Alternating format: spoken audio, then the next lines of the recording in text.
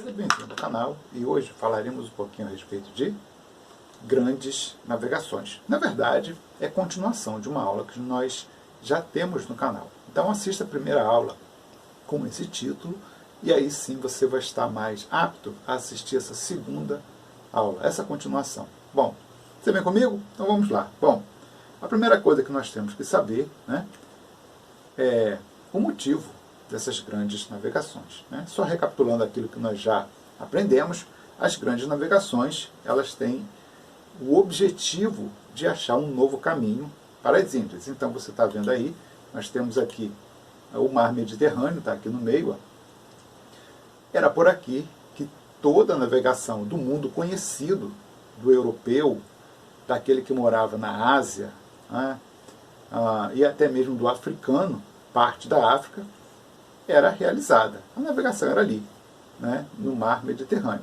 Num dado momento, os muçulmanos tomam a cidade de Constantinopla e fecham essa navegação, esse comércio, né, para aquilo que nós entendemos ser as Índias Orientais, e aí os europeus precisam tomar um novo caminho, precisam achar um novo caminho. A ideia era circundar o planeta, você vai ver aí já já, né, dar a volta no planeta para que pudesse chegar do outro lado. Então, presta atenção aqui, se eles entenderam assim, se eu sair daqui, né, que foram os pioneiros, Portugal e Espanha, sair daqui de Portugal e Espanha e começar a navegar para o oeste, se o planeta é redondo, eu vou sair lá do outro lado. Eu vou chegar aqui nas Índias, né, essa área aqui das Índias Orientais, e eu vou fazer o meu comércio. A ideia foi essa. Só que, como você está vendo, eles acharam uma terra no meio do caminho. É a América, né? E logo descobriram que não tinham chegado nas Índias que eles tanto procuravam. Mas eles chegaram até chamar o nativo que eles encontraram na América de índios. E o nome ficou até hoje. Bom, então eles procuraram fazer outros cursos, outras rotas, para poder realmente fazer essa circunnavegação. Você pode perceber aqui, né, que nós temos, deixa eu pegar aqui um cursor melhor para a gente poder visualizar isso. Só um instantinho, está aqui, né? Está lá o cursor. Não, então você tem aqui, ó, essa rota que foi aqui por baixo, né? Desviando da América, você viu aqui, ó, isso aqui foi uma navegação também feita por alguém, né? Aqui a ideia não é trabalhar exatamente cada rota dessa, mas é você saber, né, a título de resumo, né, de revisão daquilo que aconteceu. Então você tem essa rota por aqui, você tem também uma rota que passa aqui por baixo da África. Aqui não seria a circunnavegação, seria você tão somente achar um outro caminho, desviar aqui do mar Mediterrâneo para poder passar por baixo e chegar aqui nas Índias. E chegaram. Então quem fez essa rota aqui, ó, circundando a África, foram os portugueses. E aí quando eles vão fazendo essa navegação em torno do continente africano, eles também vão estabelecendo postos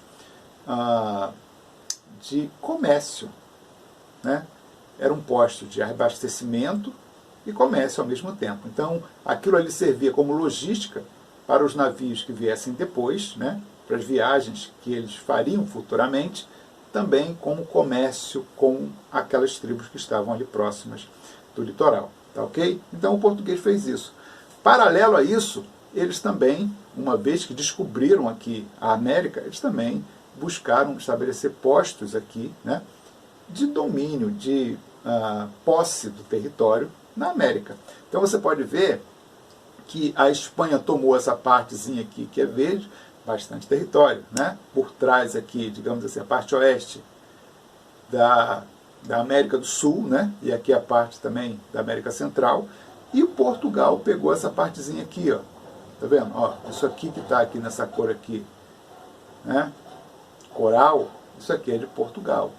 Tá ali, né? Então você percebe o seguinte, que as coisas começam a tomar forma. O que eu quero dizer com isso? Aqui começou a se estabelecer aí um novo modelo comercial, não é? Você tem aqui o português dominando essa áreazinha aqui, o litoral daquilo que viria a ser mais tarde o Brasil, não é? E dominando também essa área aqui costeira da África. Obviamente que ele vai tentar fazer negócio nessas áreas de domínio, nessas áreas que futuramente vieram a ser, pelo menos na parte do Brasil, áreas coloniais, tá ok? Então vamos prosseguir para você entender melhor isso aí. Como é que funcionou esse comércio? Então tá aí, ó, tá aparecendo para você. Você percebe que aquela área que eu falei que Portugal tomou aqui como entreposto comercial, né, as fortificações que eles fizeram aqui, né, começaram a nutrir Portugal para um comércio com a área que ele tomou aqui na América. Tá vendo? Ó? Você está vendo as setas aqui vindo para cá? Né? Qual era o principal comércio estabelecido entre, né, a costa da África e aqui o litoral do Brasil, daquilo que viria a ser o Brasil, a colônia portuguesa, né? Eram escravos. Por quê? Ele aqui começou a cultivar cana-de-açúcar, né? E ele precisava de mão de obra para poder fazer essa produção, para tocar essa produção. Tentou com o índio não deu certo, né? O índio fugia daqui, fugia dali, não conseguiam capturar. E aí eles conseguiram fazer um comércio com esses entrepostos comerciais na África, com essas tribos na África.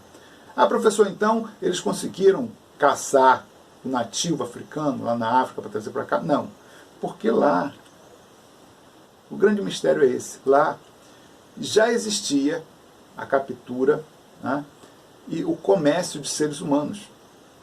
Ah, como é que é? É isso mesmo. Na África você já tinha esse comércio. Então uma tribo entrava em conflito com a outra, né?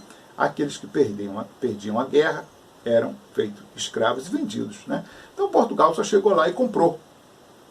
Começou a comercializar ali e comprou, né? Você vê aí, ó, isso aí é um comércio já na África, existente mesmo antes do português chegar.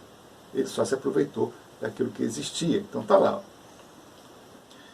Essa é uma outra cena, né, uma outra imagem mostrando aí, né, a captura e venda nos entrepostos comerciais que Portugal estabeleceu. Era mais ou menos isso aqui que você está vendo. Isso aí, né, um entreposto comercial, isso aí é na África, na costa da África. Né, Portugal fazia essas fortificações aqui, né, e essas tribos mais fortes, as guerreiras, tribos guerreiras, entravam para o interior da África, capturavam, faziam guerras lá e traziam esses escravos para comércio com os portugueses. Os portugueses não eram bobos, né? Eles nutriam esse comércio, eles trocavam escravos por armas. Por que armas? Tinha outras moedas de troca, mas armas principalmente, porque a arma fazia com que essa tribo ficasse cada vez mais forte, né? Com armamento de pólvora, usada pólvora, né? E capturasse mais escravos para eles. Olha só a esperteza do português, né? E esse comércio era trazido, né, esse africano era trazido para cá, já como cativo, como escravo, e ele iria trabalhar nas fazendas de açúcar. Por que açúcar? Porque, lembra, a ideia de procurar um novo caminho para as Índias era buscar as especiarias tão valorosas no comércio europeu. Né? Especiarias, você sabe, né, a gente já falou sobre isso na aula anterior, né, pimenta do reino, sal, né, essas coisas que tinham grande valor. Sal, porque o sal ajudava você a conservar o alimento. Né, pimenta do reino também. Tinha seda também, que o pessoal, né, os ricos gostavam de vestir. Então esse comércio era um produto de alto valor e eles também queriam, né, o português ele tentou estabelecer também um produto de alto valor, né, como se fosse uma especiaria na Europa. O que ele encontrou de alto valor? O açúcar. O açúcar chegava a lucros de 6.000%. Era um produto de alto valor. Então, por exemplo, se fosse uma bolsa de valores de produção de açúcar, se você investisse R$100, você poderia ter aí um lucro absurdo. É só multiplicar 6.000 por 100, você vai ver que vai chegar a 600 mil em um ano, né? Uma safra de açúcar. Eu investi R$100 na produção de açúcar, você vai ter 600 mil de retorno em um ano. É uma coisa absurda, né? Porque era 6.000% de lucro, tá ok? Então vamos prosseguir. Então tá aí, ó, a produção de açúcar, né? Para você ver. O açúcar é esse açúcar aí, não é aquele branquinho que você compra lá na loja.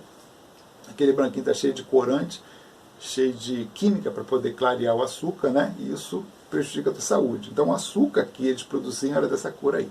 Está lá, né, o africano trabalhando já cativo, né, capturado e trazido para cá. Né? Ele não tinha muita defesa quando chegava aqui, né, porque ele estava fora da terra dele, né, ele estava num terreno estranho. Muitos, às vezes, eram de tribos diferentes, né? Dificilmente você tinha famílias ou pessoas muito conhecidas vindo para cá.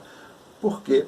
Porque eles se separavam. As mulheres, normalmente, cativas, lá na África, eram vendidas para os muçulmanos, né, para os haréns muçulmanos. Tinha mais valor vender para lá.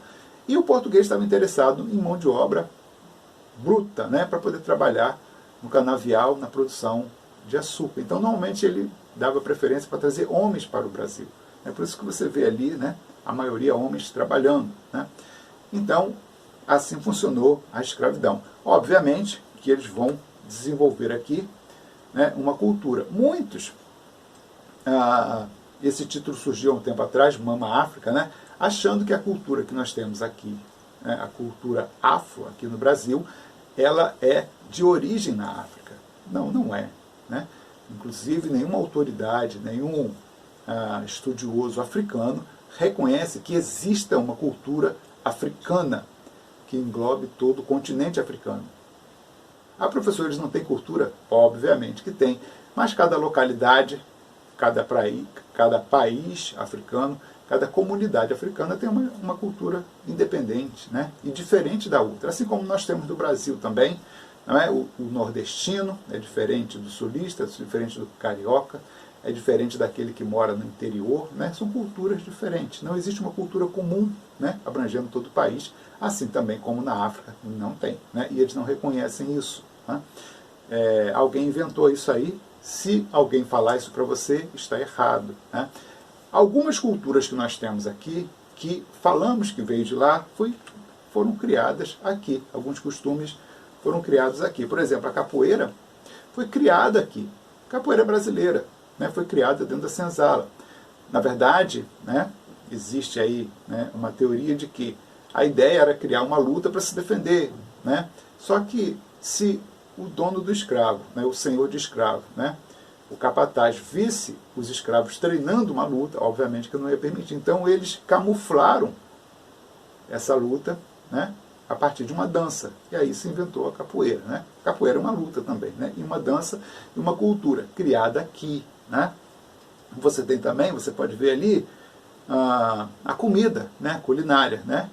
A feijoada, por exemplo, é uma cultura, né, afro, né? Veio lá desse povo que foi cativo aqui no Brasil, né? Trazido para cá, mas foi criada aqui no Brasil.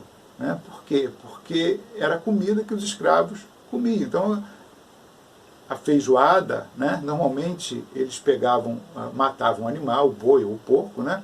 As melhores partes iam para o senhor da fazenda, né? Ia ser curtida, ia virar carne seca, mas as partes que eles rejeitavam, né, os miúdos, né, você vai ouvir falar disso aí no mercado de carnes, né, o miúdo, a orelha, né, essas partes que normalmente eram jogadas fora, eles jogavam lá no feijão, fazia aquele sopão lá, tudo dentro, né, para dar para os escravos. E aí isso se criou a feijoada. Mas foi daqui, é brasileiro. Né? São culturas brasileiras. Né? Se você for na África, talvez você não ache isso, né? Porque foi criada aqui. Né? Claro que alguma coisa veio, mas não veio e formou uma cultura só. Se veio algo de lá, foi modificado a partir do momento que encontra com outros elementos aqui no país. Né? Então se cria algo novo. Né? Esse novo é brasileiro, tenho certeza disso. Né? É até difícil de você imaginar, né? E a gente sabe disso, que os escravos, né, ou os africanos que vieram para cá, né, presos, né, capturados, subjugados, eles vieram de diversas origens. Você pode ver aqui, né, você tem escravos de origem sudaneses, né, você tem escravos bantus, né, são etnias diferentes. Obviamente que eles não vão se reconhecer como um povo só.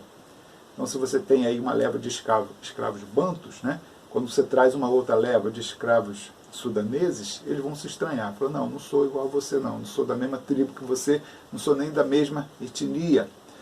E é difícil você entender que eles trouxeram de lá uma mesma cultura. Nós vamos ficando por aqui, um abraço e até o próximo encontro.